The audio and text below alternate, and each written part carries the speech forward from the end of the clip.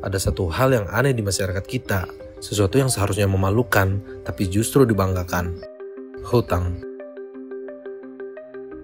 Bukan hutang untuk investasi, bukan hutang untuk hal produktif, melainkan hutang yang hanya memperpanjang kehidupan palsu. Hutang yang bukan lahir dari kebutuhan, tapi dari gengsi dan ilusi kemapanan.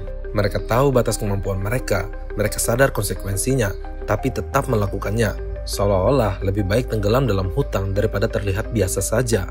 Dan yang lebih mengherankan, banyak yang justru merasa bangga. Tapi apakah itu benar? Atau ini hanya ilusi yang akan berakhir dengan kehancuran? Mari kita bahas.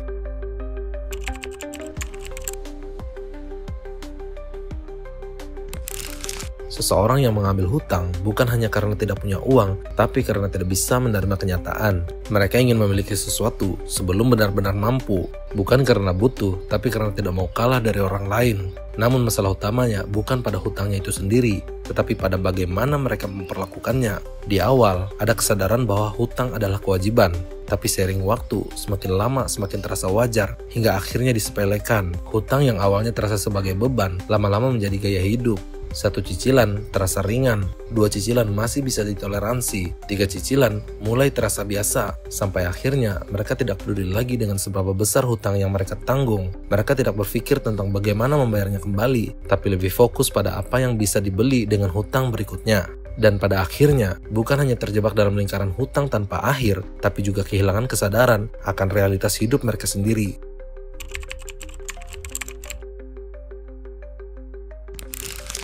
Di sisi lain, ada orang-orang yang awalnya ingin membantu, tapi justru berakhir dengan kehilangan. Memberikan pinjaman mungkin terlihat seperti tindakan baik, namun seringkali itu adalah jalan menuju kekecewaan. Mereka yang percaya pada orang lain akhirnya harus menghadapi kenyataan bahwa tidak semua orang bisa dipercaya. Mereka yang berniat menolong justru harus menanggung beban psikologis karena sulit mendapatkan haknya kembali. Dan semakin lama semakin jelas bahwa dalam banyak kasus orang yang berhutang tidak merasa berhutang. Bagi mereka beban itu hanya ada di pundak si pemberi hutang, dan akhirnya rasa percaya pun perlahan memudar. Orang yang dulu dermawan menjadi lebih berhati-hati, bukan karena mereka tidak mau membantu lagi, tapi karena mereka sudah belajar dari pengalaman. Hutang yang awalnya hanya berupa angka, lama-lama menjadi pelajaran hidup yang pahit.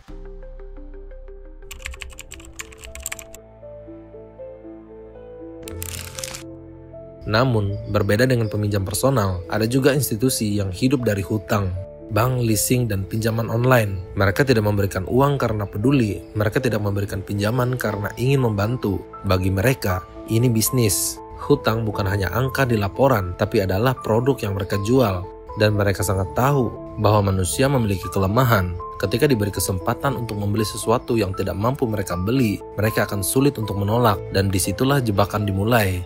Bukan soal bunga, bukan soal denda, tapi tentang bagaimana mereka membuat orang-orang merasa bahwa hutang adalah sesuatu yang wajar. Semakin banyak yang berhutang, semakin banyak keuntungan yang mereka dapatkan. Mereka tidak peduli apakah seseorang mampu membayar atau tidak. Mereka hanya peduli seberapa besar mereka bisa mengambil keuntungan dari setiap transaksi. Dan ketika akhirnya seseorang gagal bayar, mereka tidak akan ragu untuk menarik kembali apa yang menjadi milik mereka. Karena bagi mereka, ini bukan perasaan, ini bukan empati, ini bisnis.